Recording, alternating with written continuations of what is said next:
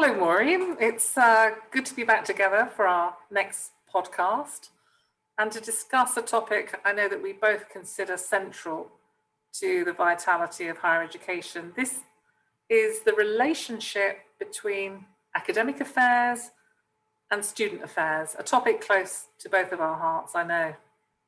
Hi, Wendy. Yes, I'm really glad that we're going to explore today the role of academic affairs and student affairs and how they can cooperate and collaborate within the university, and why that's so important today more than ever for supporting students.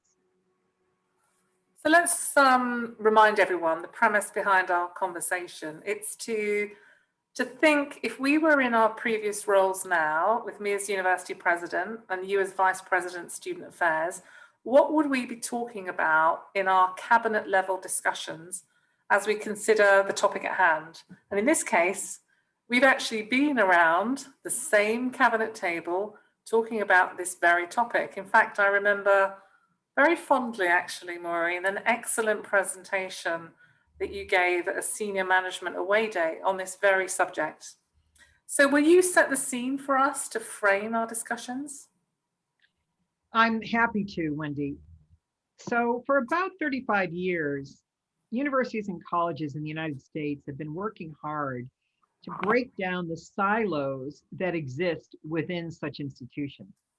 One of those efforts has been to create circumstances where academic affairs and student affairs collaborate and cooperate with the best interests of supporting students in mind. In particular, colleges and universities are looking very carefully at whether or not they are educating the whole person, whether or not there is a holistic approach to student growth and development within the university.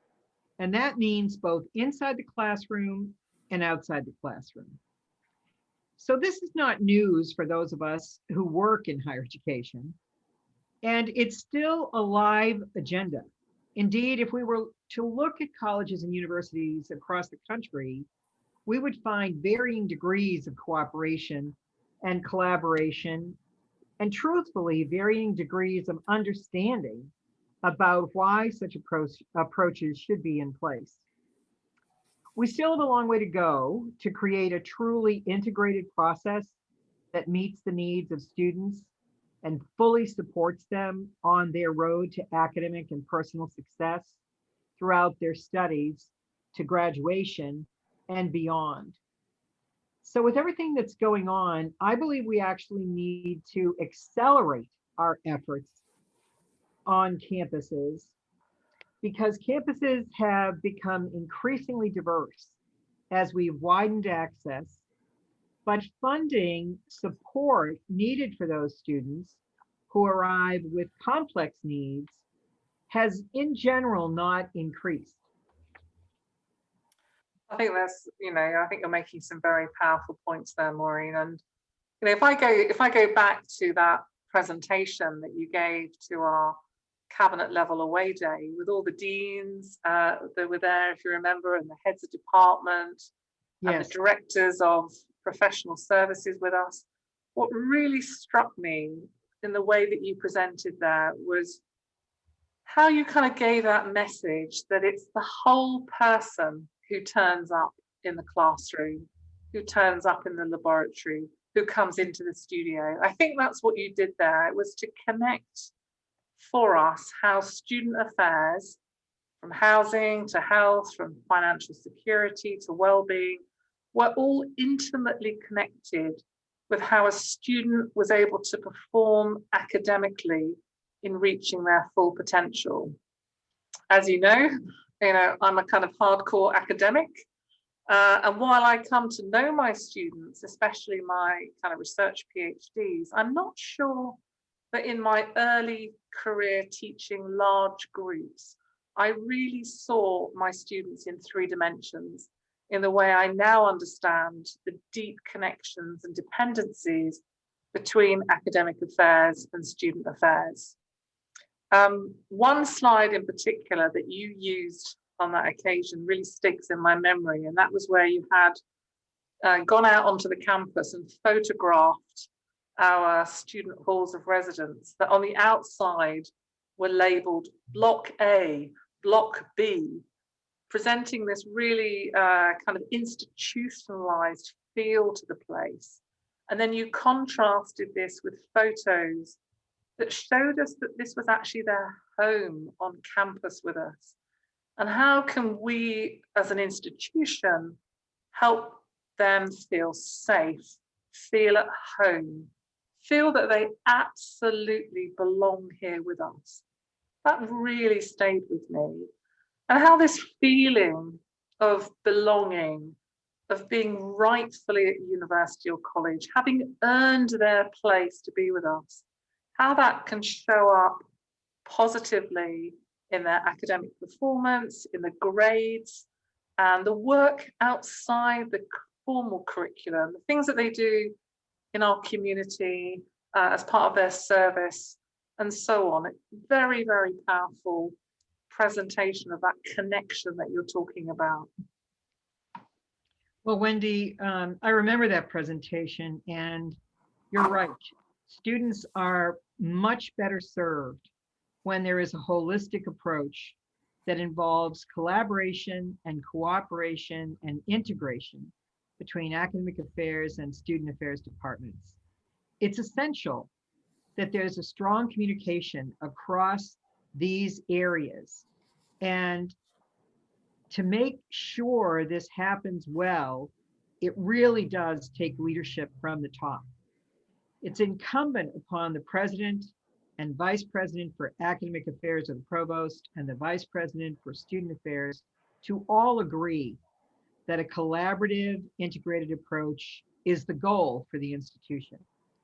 And it's very important that it doesn't stop there, because it's really up to the rank and file members of the faculty and the professional staff in the various student affairs and support departments that make up a student affairs division to work together. They need to be fully aware of the resources available for students, like health services, career services, counseling, financial aid, the Dean of Students Office. And they need to engage in planning together, especially around programs such as learning communities, academic themed housing, service learning, peer educators, and residential opportunities for combined learning cohorts, and so on. And to have an active and communicative liaison in place around these issues. Having this kind of a cooperative approach is crucial, because when a student comes to university, they bring their whole self with them. It's not just their brain that's coming to campus. And each student has a story that is unique and has many, many issues that affect whether or not they are in a state of readiness to learn, and whether or not they are in a state of readiness to take on all of the important things that faculty have prepared for them. Well said, Maureen. I think you're right. We do bring our whole selves to university. We bring our hopes and our dreams, our insecurities and our needs in the round. If I think about some of my own degree days and learning about Maslow's hierarchy of needs, if I remember them, they're physiological, so things like, food and clothing, safety, love, belonging, friendship, esteem, self-actualization, and arranged as a pyramid so that the needs lower down in the hierarchy, like food, must be satisfied before we can attend to those needs higher up, the top one actually being our ability to achieve our full potential. And I think this really fits with what we're discussing here, in that without meeting these other needs served, largely by student affairs and campus services, we can't really meet those needs to self-actualize and realize our academic potential and indeed our life goals beyond. And I think this is where that collaboration and connections between academic affairs and student affairs is so crucial. As faculty, and I speak here about my own faculty journey, we're often just not up to speed on what student services are available, or how to signpost students to the support that is available, whether that's financial or something like academic writing support. I know for some faculty, just keeping up with our fast-paced, kind of fast-moving subjects in terms of our research field, in terms of our curriculum, not to mention, the pressures of tenure and service, they mean that we just don't have time, or probably, if I'm being absolutely honest, we don't have the training or the skills to intervene with students outside what we might call academic support. You're right, Wendy. And you've touched on the point that's so important, in that many faculty feel ill-equipped to jump into a personal life issue with a student who might be experiencing food insecurity or housing insecurity, or have had some tragedy or trauma in their life that's showing up in how they're performing or not performing in the classroom. Faculty simply don't have the background or training to address these complex personal issues. This goes back to the point of having an institutional approach that has support and leadership from the top. Because if that's in place, then from the time a faculty member arrives and from the time a student affairs person arrives at the university, their whole induction, their whole onboarding process to the institution could stress how and in what ways these collaborations are central to student equity and student success. In this way, professional development can be provided to make sure that faculty know which departments and services are available to support students, so that the faculty member doesn't feel alone if they're hoping to help a student outside the classroom. And student affairs staff need to know where the handover is with faculty and how they can support them. The primary reason the student is at the university is for them to develop academically and cognitively. And all of the support that student affairs provides is to make sure that that top priority of intellectual development can happen successfully for all students with their many and varied needs, and that that process leads to successful outcomes for all students with no achievement gaps. And we know the many challenges that are facing students today are much more complex, and the student body more diverse than it had been in the past, which presents new challenges for both student affairs and academic affairs. Working together to ensure student needs outside the classrooms are met in order to ensure that their needs inside the classroom can be met. And as you said very well, it's a case of Maslow's theory. Food and shelter comes first. And honestly, in today's climate of technology, I would say food, shelter, and Wi-Fi come first for students.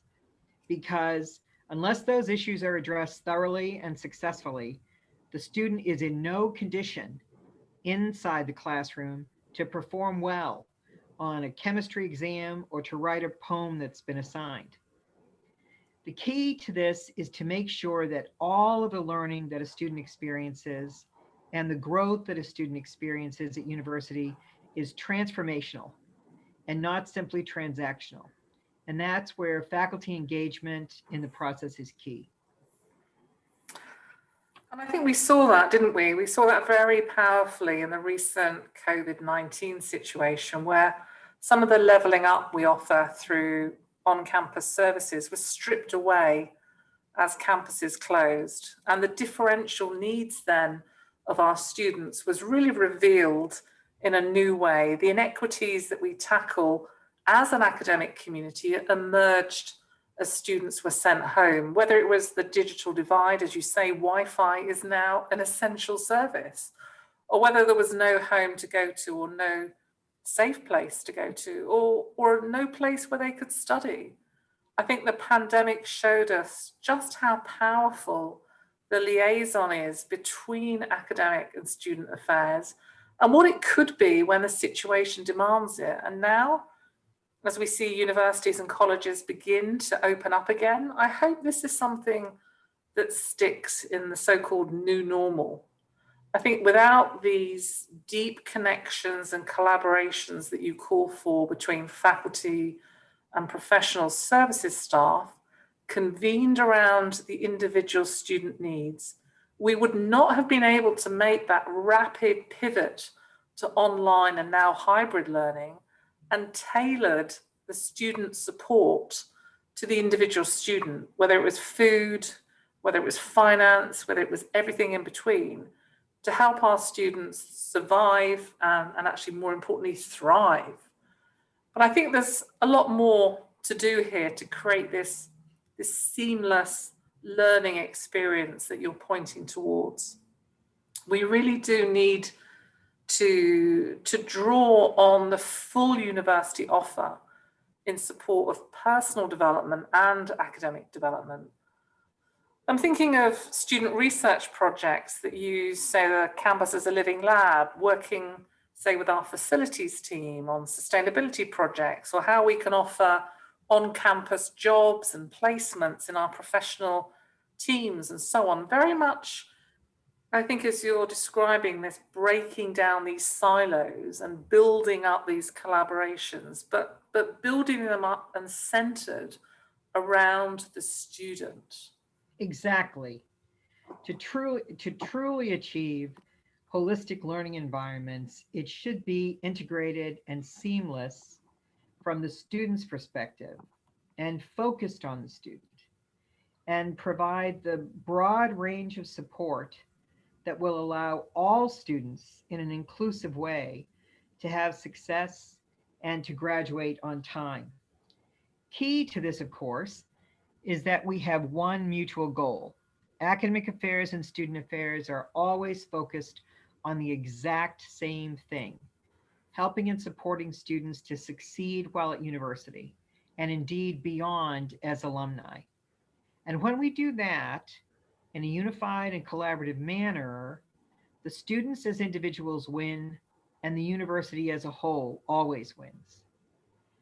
Thank you for your comments on this, Wendy. I've really enjoyed talking through this really interesting issue of academic affairs and student affairs in collaboration. I know holistic student learning is near and dear to your heart, as it is to mine. Yeah, you too, Maureen. I really enjoy hearing how you frame this discussion around the whole student experience. So thank you. Thank you for that. It's just been really interesting to reflect on that, the critical engagement between academic and student affairs. So thank you. And a reminder to all those who are joining us on the podcast that next time we are going to tackle a really important subject, and we're calling it driving employability in the new normal. And I think that's probably a next step on from what we've been talking about today. So until next time, Maureen, thank you. Thank you, Wendy. We'll talk soon.